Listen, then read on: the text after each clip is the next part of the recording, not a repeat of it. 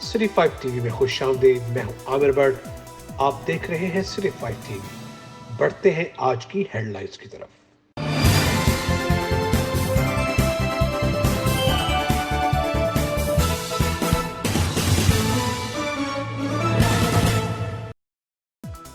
SHO थाना पाड़ेवाली का DPO की हदायत पर मंशियात फरोशों के खिलाफ क्रैकडाउन। बदनामी जमाना मंशियात फरोश इमरान ताड़ा रंगे हाथों गिरफ्तार।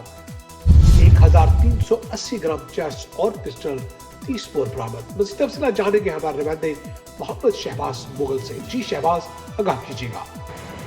एसएचओ थाना पाड़ेवाली चौधरी मोहम्मद अकरम ने डीपीओ नासिर खान सियाल की खसूसी हदायत पर चक मिठा में मंशियात फरोशी के खिलाफ क्रैकडाउन करते हुए बदनाम जमाना मंशियात फरोश हमरानुल्लाह तारड़ को रंगे हाथों गिरफ्तार करके इसके कब्जा से चर्च 1380 ग्राम और नाजायज़ असला पिस्टल 30 बोर बरामद करके इम्तना मंशियात और नाजायज़ असला एक्ट के तहत थाना पाड़ेवाली में मुकदमा दर्ज कर लिए गए। कैमरा टीम के साथ शहबाज मुगल, सिटी 5 न्यूज़, मंडी बहाउद्दीन।